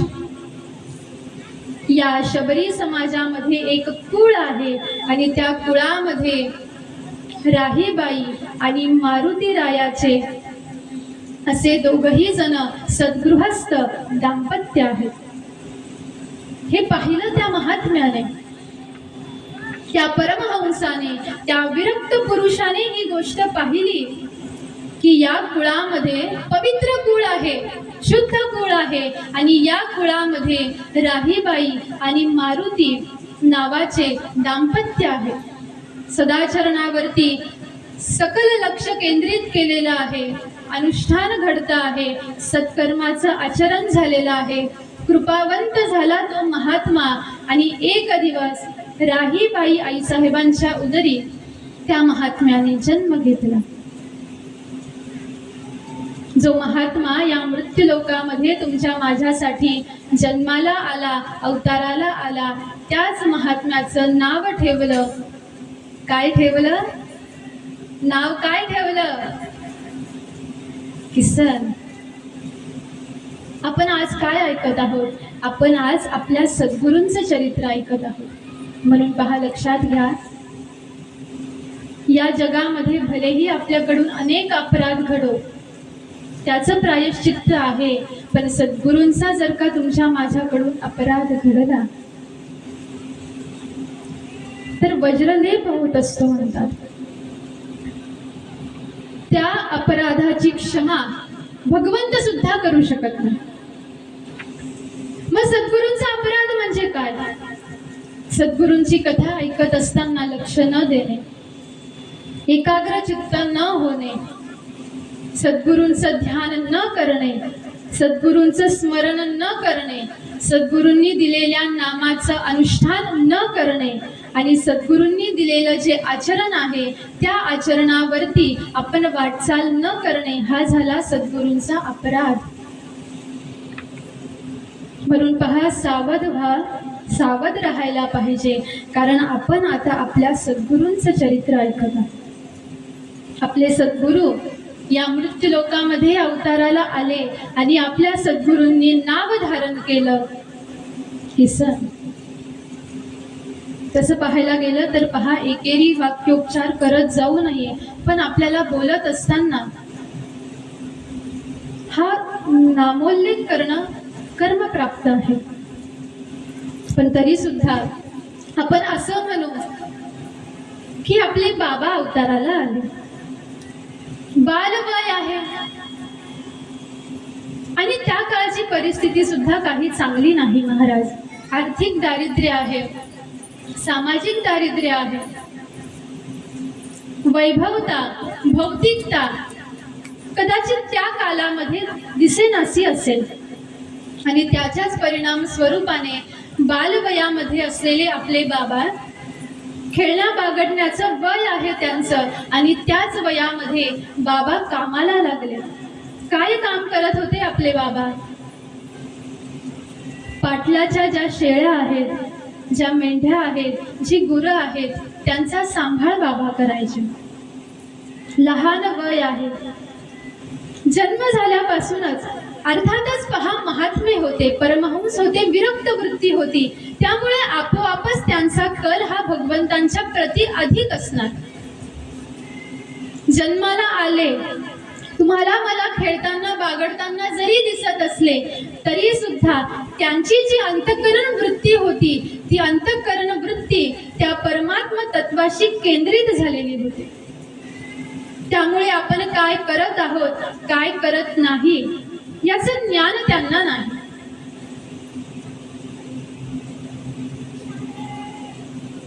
बाबांनी सेवा आरंभ करून दिलेली आहे. पाटलांच्या घरचे जे जनावर आहेत, ज्या शेळ्या आहेत, मेंढ्या आहेत, त्यांचं पालन करायचे, त्यांना चारण्यासाठी घेऊन जायचे. परंतु एका बाजूला जरी त्यांचं काम चाललेलं आहे तरी सुद्धा दुसऱ्या बाजूला आपलं जे अनुष्ठान आहे, जी साधना आहे, त्याच्यामध्ये खंड नाही. एक व्रत घेतलेलं होतं. बाबांच्या चरित्रामध्ये एक व्रत निदर्शनास आलं. ते व्रत म्हणजे कुणाच्याही हातचं न खाणे. संपूर्ण जीवनभरामध्ये बाबांनी केवळ आपल्या आईच्या हातचं खाल्लं आणि त्यानंतर स्वतःच्या हाताने ते करून खात असते. कितीही अवघड प्रसंग असो, परंतु आपण जे व्रत धारण केलेलं आहे त्या व्रताचा यत्किंचितही त्याग त्यांनी केलेला नाही. मग त्यानंतर ज्या वेळेला मोठ्या भावासोबत मासे पकडण्यासाठी जायचे, त्यावेळेला बाबा काय करायचे? मोठ्या भावाने जे मासे पकडलेले आहेत ते मासे आपले बाबा पुन्हा पाण्यामध्ये सोडून द्यायचे. हा झाला जीवभाव, अर्थात याला म्हणतात करुणा, याला म्हणतात दया. पहात एक वेळ तुम्ही मी पाहू शकतो की आपल्या डोळ्या देखत एखादा जीव तडफडून मरतो आहे, हे तुम्हाला मला पाहणं शक्य होईल. पण त्या महात्म्याला, त्या साधूला, संतांना हे कधीच पाहावलं जात नाही, ते पाहूच शकत नाही. आणि म्हणून ज्या वेळेला बाबांच्या हातामध्ये मासे येत असतील महाराज, त्यावेळेला त्या जीवाची तडफड बाबांना असहनीय होत असेल आणि म्हणून त्यांना जीवनदान देण्यासाठी बाबा त्या माशांना पुन्हा पाण्यामध्ये सोडून द्यायचे. हे विश्वचे माझे घर, ऐसी मती जयाची स्थिर, किंबहुना चराचर आपण जाहला. त्या विदेही पुरुषाचं वर्णन करत असताना ज्या वेळेला ज्ञानोबरायांनी ही ओवी खर्ची घातलेली आहे की त्या महात्म्याच्या हृदयामध्ये काय भावना असते, या मृत्यू लोकांमधील जीवांकडे पाहत असताना काय भावना असते. हे विश्वची माझे घर, ऐसी मती जयाची स्थिर. हे जे विश्व मी माझ्या डोळ्याने पाहतो आहे, हे विश्व माझं स्वतःचं घर आहे. या विश्वामध्ये वावरणारा प्रत्येक जीव हा मी आहे. अर्थात माझ्यामध्ये जे आत्मतत्व आहे तेच आत्मतत्व या जीवामध्ये सुद्धा आहे. आणि म्हणून पाहत असताना जरी आम्ही दोघ जण भिन्न दिसत असलो तरी तत्वतः आम्ही सारेजण एक आहोत. त्या माशांना पुन्हा जीवनदान द्यायचे. आपली करुणा, आपली दया पुन्हा एक वेळेला त्या जीवांप्रती उदार व्हायची. दिवसापाठीमागून दिवस चाललेले आहेत आणि आता मात्र बाबांना प्रेरणा झाली आणि दिवसभर शेतीचे कामं करून, पाटलांच्या मेंढ्या, जनावर यांचं पालन करून रात्रीच्या समयाला बाबा प्रवरा नदीच्या काठावरती येऊन पोहोचायचे. त्या नदीमध्ये स्नान करायचे. स्नान केल्यानंतर नदीच्या काठावरती जी वाळू होती त्या वाळूची महादेवाची पिंड तयार करायची. पुन्हा नदीमध्ये प्रवेश करायचा, ओंजळीमध्ये पाणी घ्यायचं आणि त्या पाण्याने त्या शिवपिंडीला जलाभिषेक आरंभ करून द्यायचे. पण पहा, वाळूची पिंड आहे, पाणी पडलं की ती पुन्हा विरघळून जायची. एवढं पाहून सुद्धा बाबा थांबले नाही. तर त्यांनी काय करावं? पुन्हा आपल्या ओंजळीमध्ये पाणी घ्यावं, त्या पाण्यासोबत जी वाळू येईल त्या वाळूची पुन्हा पिंड तयार करावी, पुन्हा त्याच्यावरती पाणी घालावं. ती विरघळून गेली की पुन्हा त्याच वाळूची पुन्हा पिंड तयार करावी, पुन्हा तिच्यावरती जलाचा अभिषेक करावा. ती विरघळून गेली की पुन्हा पिंड तयार करावी, त्याच्यावरती पुन्हा जलाचा अभिषेक करावा. पहा, स्पर्धा होत असेल कदाचित. भगवान शंकर आहेत ते. जलाचा अभिषेक केल्याबरोबर भगवान शंकर अंतर्धान पावून जायचे. पण पहा, महात्मे असे जिद्दी असतात महाराज, एवढे धाडसी असतात की केवळ त्यांच्या एक शब्दाच्या उच्चार मात्राने भगवंतांना त्यांच्या समोर प्रगट व्हावंच लागतं. एवढं सामर्थ्य असतं महात्म्यांमध्ये. इकडे बाबा जलाचा अभिषेक करत आहेत, शिवपिंड विरघळून जात आहे, पण तरी सुद्धा बाबा थांबले नाहीत. शेवटी भगवान शंकरांना माघार घ्यावी लागली आणि ज्या वेळेला पुन्हा बाबांनी जलाचा अभिषेक केला त्यावेळेला मात्र ती पिंड विरघळली नाही. आणि असं एकदा केलं का? नाही. हा रोजचा क्रम होता बाबांचा. अभिषेक मूर्ती स्थापन केलेली आहे, तयार केलेली आहे, भगवान शंकर विराजमान झालेले आहेत, जलाचा अभिषेकही संपन्न होत आहे. मग भगवंतांची आरती ओवाळण्यासाठी काय करावं? मग अशा वेळेला 2 पडलेल्या काड्या उचलायच्या. त्या काड्याने भगवंतांची आरती संपन्न करायची आणि ज्या वेळेला त्या काड्या बाबा जमिनीमध्ये खोचवून द्यायचे त्यावेळेला चमत्कार असा व्हायचा की त्या काड्यांमधून सुद्धा उदबत्तीचा सुगंध दरवळायचा. साधूंच्या स्पर्शाचा परिणाम हा परिणाम आहे की ज्या ज्या गोष्टीला ते स्पर्श करतील त्या त्या गोष्टीतून सुगंध निघत असतो. तसं पाहायला गेलं तर वाळलेल्या साध्या 2 काड्या असतील महाराज, पण त्यांनी स्पर्श केल्याचा परिणाम केवळ स्पर्श नाही तर त्यांच्या हातामध्ये त्या काड्या आहेत आणि ज्या वेळेला त्या काड्या भगवान शंकरांसमोरून ओवाळून खाली यायच्या त्यावेळेला त्या किती विलक्षण असतील. आणि त्याच्याच परिणाम स्वरूपाने की त्या काड्यांमधून सुद्धा उदबत्तीचा सुगंध यायचा. असं अनुष्ठान बाबांनी आरंभ करून दिलेलं आहे. पाहता पाहता पाहता 12 वर्ष बाबांनी हे अनुष्ठान चालू ठेवलं आणि एक तप संपन्न झालं. भगवान शंकर प्रसन्न झालेले आहेत. आपला वरद हस्त बाबांना प्राप्त करून दिलेला आहे आणि आता मात्र अनुष्ठान संपन्न झालं आणि एका बाजूला बाबांचं नित्यकर्म आरंभ आहे. मग ते नित्यकर्म कोणतं? शेतीमध्ये असलेली कामं असो किंवा पाटलांच्या घरी एखादं काम असेल. पण पहा, इथून पुढे असं व्हायला लागलं, 12 वर्षाचं एक तप संपन्न झालं. वरदहस्त भगवान शंकरांचा प्राप्त झाला आणि आता मात्र बाबांच्या हृदयामध्ये असलेलं जे सामर्थ्य होतं ते सामर्थ्य आता त्यांच्या कृतीमधून प्रगट व्हायला आरंभ झाला.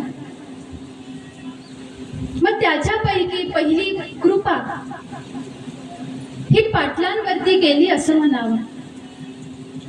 त्यावेळेला प्रसंग वर्णन करतात महाराज की एक दिवस पाटलांनी बाबांना आवाहन केलं. म्हटले, आम्ही असं ऐकलेलं आहे किसन की तू आता बाबा झालेला आहेस, तू चमत्कार करतोस, तुझ्यामध्ये सामर्थ्य आहे, तू भगवान शंकरांची आराधना केलेली आहे. मग मी तुला आवाहन करतो. म्हटले, 1 महिनाभर फक्त लिंबाचा पाला खाऊन जिवंत राहून दाखव. आवाहन केलं. बाबांनी नम्रतेने ते आवाहन स्वीकारलं आणि संपूर्ण 1 महिना बाबांनी केवळ कडुलिंबाच्या पालाचं सेवन केलं. पण परिणाम असा झाला पहा की तो पाला सेवन केल्याचा परिणाम बाबांची प्रकृती तर खालावली नाही, परंतु बाबांच्या शरीराचं तेज हे मारुती रायांच्या तेजासारखं प्रगट व्हायला लागलं. बाबांचं शरीर हे तेजाने परिपूर्ण व्हायला लागलं आणि आता मात्र लक्षात यायला लागलं की आपल्यामध्ये जो किसन म्हणून जी मूर्ती दिसते आहे, जी आकृती दिसते आहे, ती सामान्य आकृती नाही, तो महात्मा आहे. आणि इथून पुढे बाबांना किसन बाबा असं म्हणायला आरंभ करून दिलेला आहे. पहिली कृपा केली पाटलांवरती आणि ज्या वेळेला हा चमत्कार लोकांच्या लक्षात आला महाराज, लोकांनी काय करावं?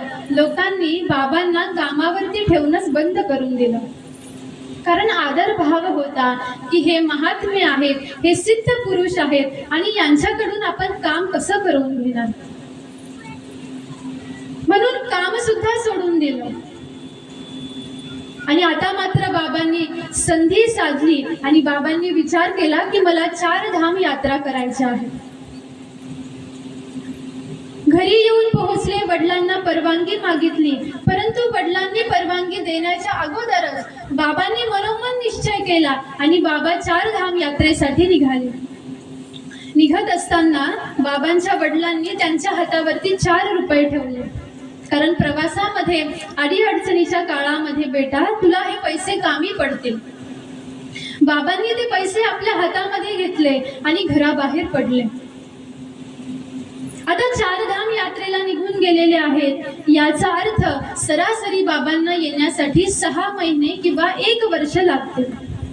पण पहा, बाबांचा चमत्कार असा, बाबांचं सामर्थ्य असं की 4 धाम यात्रेसाठी गेलेले बाबा 15व्या दिवशी पुन्हा आपल्या गावामध्ये, गोधेगाव गावामध्ये येऊन पोहोचले. आश्चर्य वाटलं सगळ्यांना. म्हटले, हा किसन म्हणाला होता की मी आता 4 धाम यात्रेसाठी जाणार आहे आणि हा 15व्या दिवशी पुन्हा आमच्या दारामध्ये येऊन पोहोचला. त्यावेळेला विचारलं, म्हटले झाली का 4 धाम यात्रा? म्हटले हो, मी 4 धाम यात्रा संपन्न करून आलेलो आहे.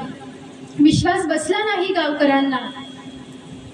मग ज्यांनी 4 धाम यात्रा केलेली होती ती मंडळी समोर आली आणि त्यांनी बाबांना विचारलं, म्हटले तू कुठे कुठे गेला होतास, त्या खुणा आम्हाला सांग.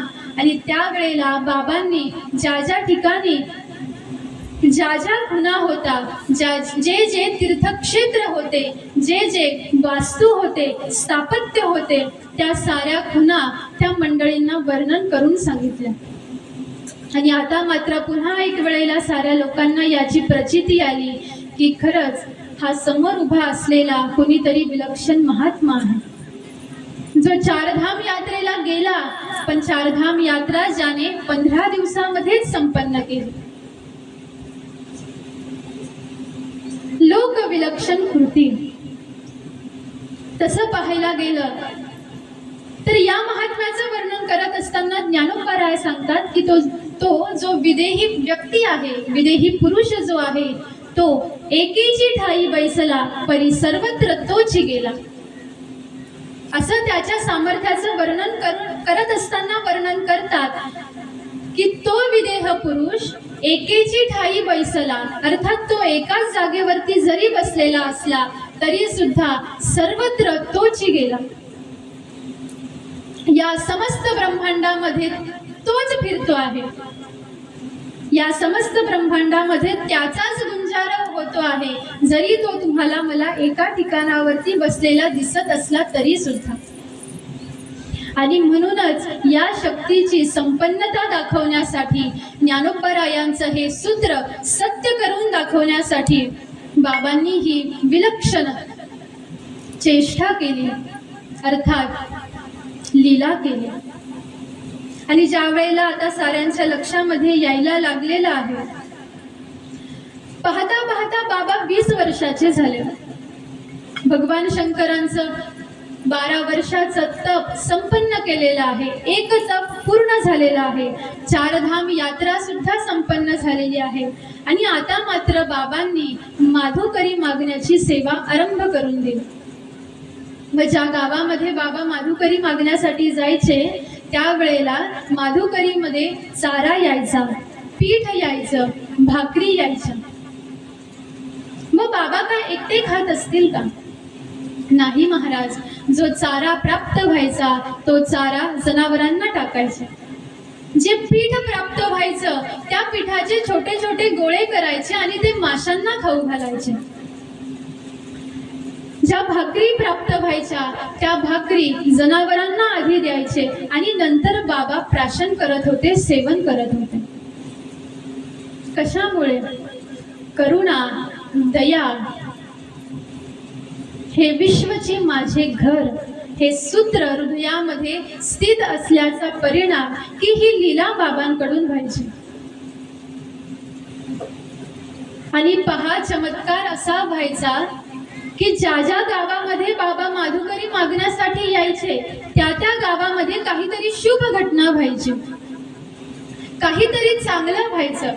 ज्या घरासमोरून बाबा जायचे, ज्या घरासमोर बाबा भिक्षा मागायचे, माधुकरी मागायचे, त्या दाम्पत्याचं, त्या सद्गृहस्थाचं काहीतरी कल्याण बाबा करून जायचे.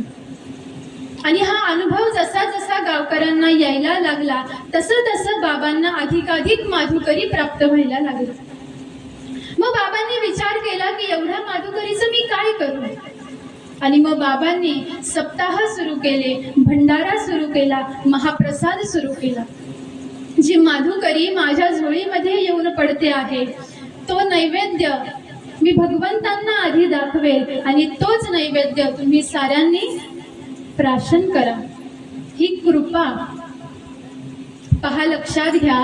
जर का बाबांच्या हातामध्ये 2 साध्या काड्या येतात काय आणि त्या काड्यांमधून उदबत्तीचा सुगंध जर का येतो आणि त्याच बाबांच्या हातामध्ये जर का भाकरी येऊन पडलेली आहे, ती भाकरी भगवंतांना नैवेद्य म्हणून अर्पित झालेली आहे आणि त्यांच्याच हातामध्ये असलेली भाकरी त्यांनी तुम्हाला मला खाण्यासाठी दिली, तर आपलं परमकल्याण नाही होणार का? त्यांनी आपल्याकडे पाहणं सुद्धा आपल्या उद्धारालाच कारणीभूत आहे. त्यांनी तुमच्या माझ्यासोबत बोलणं सुद्धा आपलं परमकल्याणालाच कारण होणार आहे. आणि ज्या वेळेला त्यांचा प्रसाद तुम्हाला मला प्राप्त होतो त्यावेळेला तर आपण त्या आदिनारायणाच्या स्वरूप तुम्हाला मला प्राप्त होऊन जात असतं महाराज. हे सामर्थ्य आहे, ही लीला आहे, ही करुणा आहे. आणि आता मात्र बाबांनी भंडारा आरंभ करून दिलेला आहे, सप्ताह आरंभ करून दिलेला आहे. बाबांनी महादेवाची उपासना केली, आराधना केली. त्यानंतर बाबांनी दत्तात्रय प्रभूंची आराधना उपासना करण्यासाठी आरंभ केलेला आहे. आणि ज्या औदुंबराच्या झाडाखाली बाबांनी अनुष्ठान संपन्न केलं, त्याच औदुंबराच्या झाडाखाली बाबांनी दत्तात्रयाची मूर्ती प्रतिष्ठापित केली. आणि त्याच ठिकाणावरती आज तुम्हाला मला दत्तात्रय प्रभू उभे दिसत आहे. बाबांना ती जागा फार आवडली, कारण त्या ठिकाणावरती साधना घडली होती, अनुष्ठान घडलं होतं आणि प्रत्यक्ष दत्तात्रय त्या ठिकाणावरती अवतीर्ण झाले होते. आणि म्हणून तोच लाभ तुम्हाला मला सुद्धा प्राप्त व्हावा याच्यासाठी बाबांनी तुमच्या माझ्यासाठी त्याच ठिकाणावरती मंदिर उभा करून दिलेलं आहे. म्हणून पहा, जे रूप बाबांना दिसलं, दत्तात्रयांनी जे रूप धारण करून बाबांना दर्शन दिलं, तेच रूप धारण करून दत्तात्रय प्रभू तुमच्या माझ्या समोर सुद्धा उभे आहेत आणि तुम्हाला मला सुद्धा त्याच रूपामध्ये दर्शन देत आहेत. आणि मग ज्या वेळेला अनेक चमत्कार बाबांकडून व्हायला लागले, भक्तांवरती कृपा व्हायला लागली, त्यावेळेला पाहता पाहता आता प्रभू श्री रामचंद्रांचं पाहता पाहता दत्तात्रय प्रभूंचं मंदिर उभं झालेलं आहे. आणि बाबांना त्या ठिकाणावरती काहीतरी स्थापत्य निर्माण करायचं होतं. आणि पाहता पाहता बाबांनी आता देवगड क्षेत्राची स्थापना करण्यासाठी आरंभ करून दिलेला आहे. आज तुम्ही मी जो चमत्कार पाहतो, जी लीला पाहतो, ती बाबांची कृती आहे, तो बाबांचा मानस आहे, ती बाबांची संकल्पना आहे. आणि म्हणून असं म्हणायला काही हरकत नाही महाराज, की देवगडमध्ये प्रवेश केल्यापासून जे जे काही तुम्हाला मला दृष्टीगोचर होतं ते सारे आपले बाबाच आहेत. आणि आता पहा, देवगडची स्थापना सुद्धा झालेली आहे. आम्हा दत्त जयंतीला गडावरती उत्सव व्हायला लागले. अनेक महापुरुषांच्या जयंत्या, पुण्यतिथ्या साजऱ्या व्हायला लागल्या. भगवंतांचे जन्मोत्सव आरंभ व्हायला लागले.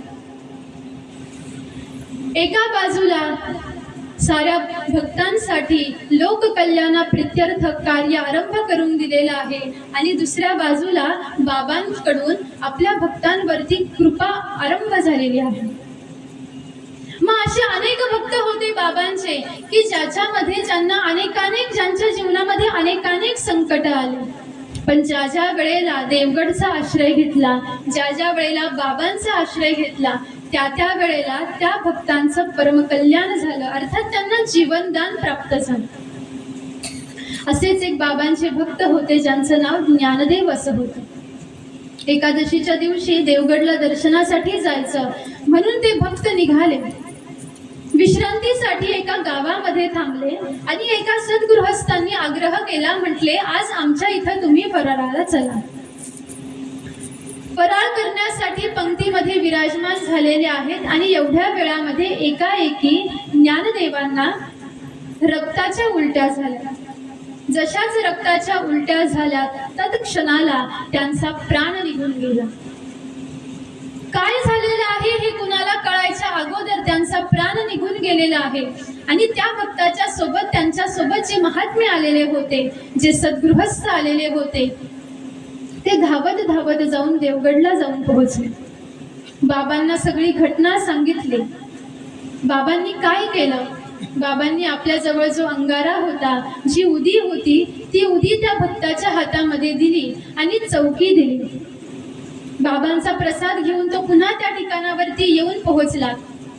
तो अंगारा त्याच्या मस्तकावरती लावला, संपूर्ण अंगावरती ती उदी चोळली. जी उरलेली होती ती त्याच्या मुखामध्ये टाकली, जी चौकी दिलेली होती ती गळ्यामध्ये बांधली आणि बाबांच्या नावाचा जय जयकार केल्याबरोबर जसा एखादा व्यक्ती हा झोपेमधून जागा होतो, तसा तो ज्ञानदेव झोपेमधून जागा झाल्यासारखा उठून बसला.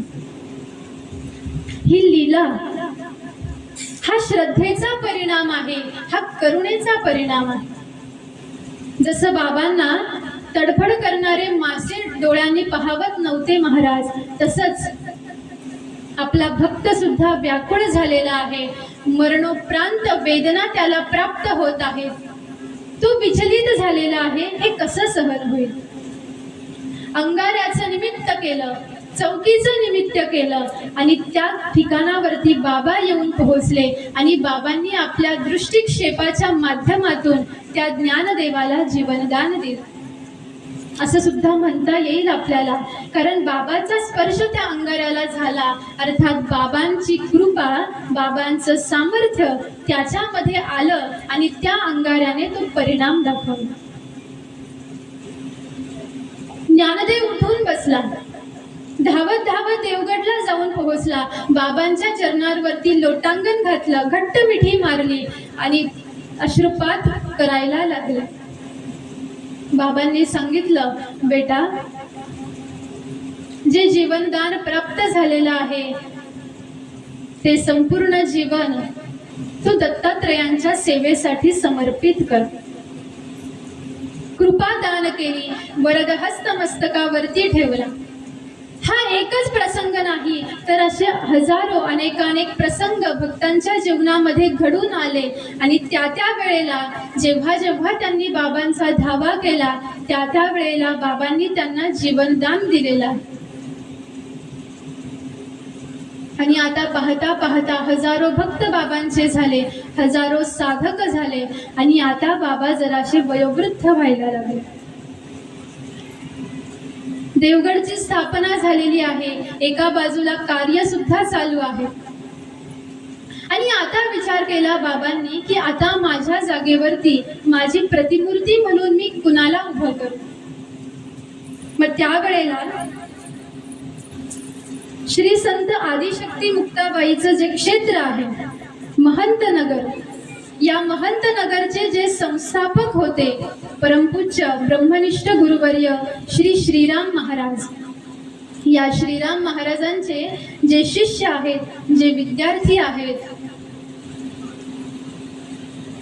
भास्करगिरी महाराज, यांच्यावरती ज्या वेळेला बाबांचं लक्ष केलं, लक्षात आलं की हाच विद्यार्थी आहे जो माझं कार्य पूर्णत्वाला नेणार आहे. करुणावंत झाले, कृपावंत झाले, भास्करगिरी महाराजांचा स्वीकार केला, वरदहस्त मस्तकावरती ठेवला, अनुग्रहित केलं आणि बाबांना आपल्या गादीवरती स्थापित केलेलं आहे. बालवय आहे भास्करजी महाराजांचं, परंतु रात्रंदिवस बाबांच्या सेवेमध्ये आहेत, आपल्या सद्गुरूंच्या सेवेमध्ये आहेत. अनेक वर्ष सेवा केली, अनेक वर्ष आराधना केली, उपासना केली आणि त्याच्या परिणाम स्वरूपाने सद्गुरू भास्करगिरीजी महाराजांवरती प्रसन्न झाले. आणि ज्या वेळेला प्रसन्न झाले त्यावेळेला स्वतःमध्ये जे सामर्थ्य होतं, स्वतःमध्ये जी शक्ती होती, ती शक्ती भास्करगिरीजी महाराजांमध्ये प्रतिष्ठापित केली. आणि जसंच प्रतिष्ठापित केलं महाराज, किसनगिरी बाबांची प्रतिमूर्ती म्हणजेच भास्करगिरीजी महाराज आहेत. आणि त्यांना सुद्धा आपण बाबा असंच म्हणतो, कारण आता आपल्यासाठी तेच आपले किसनगिरी बाबा आहेत आणि तेच आपली माता आहेत आणि तेच आपली पिता आहेत. कारण त्यांच्या हृदयामध्ये किसनगिरी बाबा स्थापित आहेत, बसलेले आहेत आणि त्याच्याच परिणाम स्वरूपाने त्यांच्याकडे पाहिल्याबरोबर काय आठवतं बरं बाबांकडे पाहिल्याबरोबर? माझ्यापेक्षा तर आपण सारे भाग्यवान आहात. पाहात किती वर्षांपासून त्यांचं दर्शन घेत असत. माझा प्रश्न आहे तुम्हाला, ज्या वेळेला तुम्ही प्रथम बाबांना पाहिलं त्यावेळेला मनामध्ये तुम्हाला काय भाव उत्पन्न झाला? मला ऐकायला नाही येते. अगदी हाच भाव सुद्धा या दासाच्या हृदयामध्ये स्थापित झाला, उदयाला आला की समोर दिसणारी आकृती जरी भिन्न असली तरी सुद्धा त्याच्यामध्ये प्रतिष्ठापित मूर्ती, तो मूळ पुरुष हा विरक्त महात्मा किसनगिरी बाबाच आहे. आणि म्हणून पहा, जो संकल्प किसनगिरी बाबांनी आपल्या हृदयामध्ये स्थापित केलेला होता त्याच संकल्पाची पूर्ती आता भास्करगिरीजी महाराज आपल्या वरद हस्ताने करत आहेत. भास्कर गिरीजी महाराजांना गादीवरती बसवून दिलेलं आहे. त्यानंतर आता मात्र किसनगिरी बाबांचं वय वाढलं. पाहता पाहता वयोवृद्ध झाले आणि वेळ येऊन पोहोचली अंतिम समयाची. बरंच वय झालेलं आहे आणि आता लक्षात आलं की आता माझं अवतार कार्य हे पूर्ण झालेलं आहे. मग निमित्त काय करावं म्हणून जराशी व्याधी अंगाला निमित्त मात्राला जडवून घेतले आणि अंथरुणावरती पडले. भास्कर गिरीजी महाराजांनी भरपूर प्रार्थना केली. अनेकानेक भक्तांनी प्रार्थना केली. म्हटले बाबा तुम्ही डॉक्टरांकडून काहीतरी औषधोपचार करा म्हणजे तुम्हाला जरासं बरं वाटेल. पण बाबांनी स्पष्ट नकार दिला. पण पुन्हा ज्या ज्या वेळेला भास्कर गिरीजी महाराज येऊन पोहोचायचे, प्रार्थना करायचे, भावविव्हल व्हायचे, करुणा भाकायचे, आता मात्र किसनगिरी बाबांना सुद्धा राहवलं नाही आणि म्हटले ठीक आहे मी औषधोपचार करण्यासाठी तयार आहे. म्हटले तुम्ही डॉक्टरांना बोलावून घ्या. वैद्यबुवा आले, डॉक्टर आले, प्रकृती पाहिली, लक्षात आलं की आता वेळ निघून गेलेली आहे. डॉक्टरांनी ज्या वेळेला हे बाबांना सांगितलं, समस्त भक्तांना सांगितलं, त्यावेळेला भास्कर गिरीजी महाराज समस्त साधक परिवार किसनगिरी बाबांजवळ येऊन पोहोचला. अंथरुणावरती बाबा पडलेले आहेत. देह पाहायला जावा तर कृश झालेला आहे. परंतु ज्या वेळेला मुखमंडल पाहू अर्थात त्यांचा चेहरा पाहू त्यावेळेला विलक्षण प्रसन्नता, विलक्षण स्मित हास्य बाबांच्या चेहऱ्यावरती आहे. आपण फोटोमध्ये पाहतो बाबांना. आणि ज्या वेळेला भास्कर गिरी महाराज बाबांच्या चरणांजवळ विराजमान झाले त्यावेळेला बाबा म्हणतात बेटा अरे या देहाचं कार्य आता संपन्न झालेलं आहे. आता कार्य संपन्न झालेलं आहे तर आता मी इथे राहून करू तरी काय. इथून पुढे ज्या ज्या वेळेला भक्तांना मला पाहायची इच्छा होईल त्या त्या वेळेला त्यांनी तुझं दर्शन घेतलं. तुझ्या दर्शनामध्येच त्यांना माझं सुद्धा दर्शन होऊन जाईल. उपदेश दिला. सद्गुरु सतशिष्यामध्ये जो काही उपदेश असतो, जो काही बोध असतो ते बोलणं दोघांमध्ये झालं. आणि बाबांनी सांगितलं म्हटले माझ्या समाधीचं कार्य, माझ्या समाधी स्थळाचं कार्य सुरू करून द्या. आणि पाहता पाहता अवघ्या 10 दिवसामध्ये बाबांच्या समाधीचं कार्य संपन्न करून दिलेलं आहे. अंतिम सोहळा काहीतरी करावा म्हणून पुरुषोत्तम मास चाललेला होता आणि त्या पुरुषोत्तम मासामध्ये सप्ताहाचं आयोजन नियोजन बाबांनी करायला सांगितलं. फार मोठ्या प्रमाणामध्ये उत्साहामध्ये आनंदामध्ये पुरुषोत्तम मासातील हा सप्ताह संपन्न झाला. आणि जसाच सप्ताह संपन्न झाला आता मात्र बाबांची प्रकृती ही अतिशय खालवली. पाहता पाहता दिवस येऊन पोहोचला शनिवारचा. रात्रीच्या समयाला बाबांच्या चरणांजवळ भास्कर गिरी महाराज विराजमान झालेले आहेत. बाबांचे जे काही निज साधक आहेत, भक्त आहेत ते विराजमान झालेले आहेत. सद्गुरु सतशिष्यांचं जे बोलणं असतं ते बोलणं त्या ठिकाणावरती झालं. मध्यरात्र उलटून गेली आणि पाहता पाहता ब्रह्म मुहूर्त समीप येऊन पोहोचला. 3-3:30ची वेळ झाली आणि अचानक एवढ्या वेळामध्ये भास्कर गिरी महाराजांना झोप लागून गेली. काही क्षण झोप लागली आणि अचानक जाग आली. आणि जाग आल्याबरोबर बाबांकडे पाहिलं तर लक्षात आलं देह स्थिर आहे. म्हणून बाबांनी किसनगिरी बाबांचा हात आपल्या हातामध्ये धरला. नाडी परीक्षण केलं तर लक्षात आलं की बाबांनी या देहाचा त्याग केलेला आहे. जसंच लक्षात आलं महाराज एखाद्या लहान लेकरासारखं भास्कर गिरीजी महाराज त्यांच्या चरणांजवळ रडायला लागले. कारण ज्यांना आपलं सर्वस्व मानलेलं होतं ते सद्गुरू, ते पिता, ती माता इथून पुढे या नेत्रांना दिसणार नाही. हे ज्या वेळेला लक्षात आलं महाराज टाहो फोडला. सगळीकडे ही वार्ता निघून गेली. आणि ज्यांनी ग्रंथ लिहिलेला आहे असे ग्रंथकार वर्णन करतात की ज्या वेळेला तुकाराम महाराज वैकुंठाला निघून गेले त्यावेळेला जशी अवस्था तुकोबारायांच्या भावाची अर्थात कान्होबारायांची झाली होती तशीच अवस्था आज भास्कर गिरीजी महाराजांची झालेली आहे. दुःखे दुभागले हृदय संपुष्ट गहिवरे कंठ दाटत आहे. विरक्त महात्मा या मृत्यू लोकामध्ये अवताराला आला होता. कुणासाठी? तुमच्या माझ्यासाठी, भास्कर गिरीजी महाराजांसाठी आला होता. आणि ज्या वेळेला अवतार कार्य संपन्न झालं आणि कसे निघून गेले त्याचं वर्णन करताना ज्ञानोबाराय म्हणतात, झाकलिया घटीचा दिवा नेनीजे काय झाला केव्हा, या रीती जो पांडवा देह ठेवी.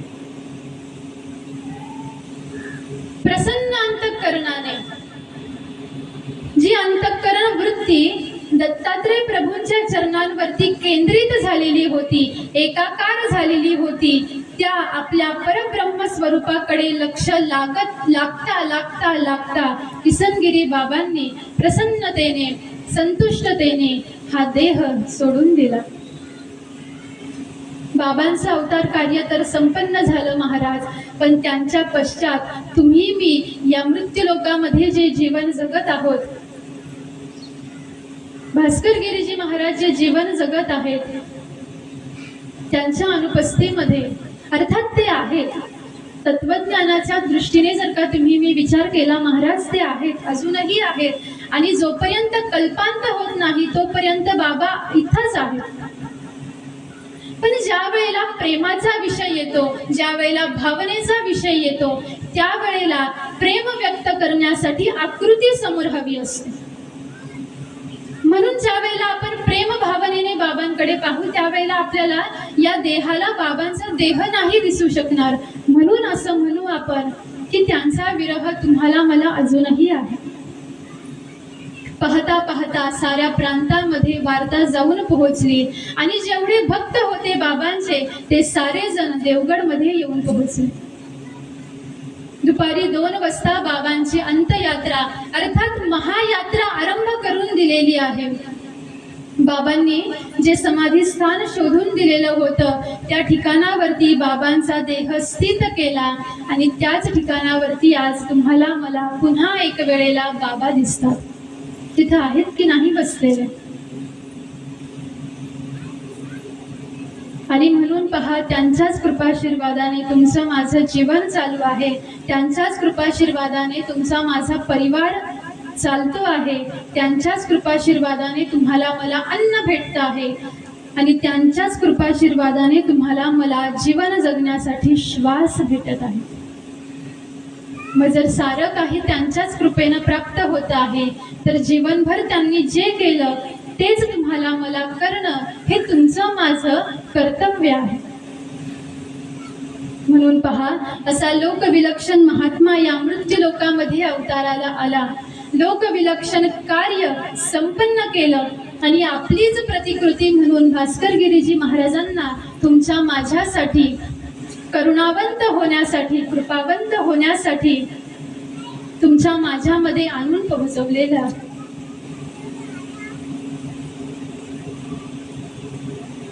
म्हणून पहा, साधू कुठेही जात नसतात. ते देहाने जरी जाताना दिसत असले तरी कृपेच्या माध्यमातून, वचनाच्या माध्यमातून, प्रसादाच्या माध्यमातून ते आजही तुमच्या माझ्यामध्येच आहे. भाग्यवान आहोत तुम्ही मी की आज तुम्हाला मला आपल्या सद्गुरूंचं चरित्र श्रवण करण्याची संधी प्राप्त झाली. हे चरित्र माझ्यासाठी सुद्धा नवीन आहे, कारण मी प्रथमच याचं वर्णन केलं.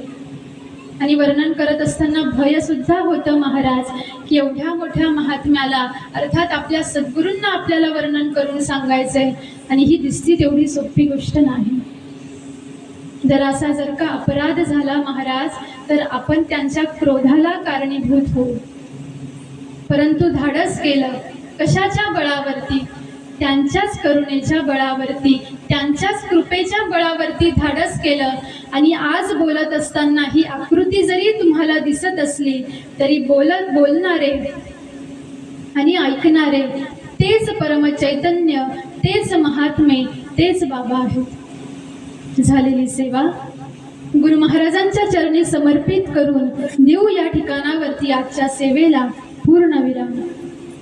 सद्गुरु श्री किसनगिरी बाबा की जय. पुंडलिक वरदा हरी विठ्ठल, श्री ज्ञानदेव तुकाराम, पंढरीनाथ भगवान की जय. माऊली ज्ञानेश्वर महाराज की जय. जगद्गुरु संत तुकाराम महाराज की. शांती ब्रह्म एकनाथ महाराज की. श्री समर्थ सद्गुरु किसनगिरी बाबा. अवधूत चंद्राम श्री गुरुदेव मंगलमूर्ती मोर्या. चला आरती घ्या.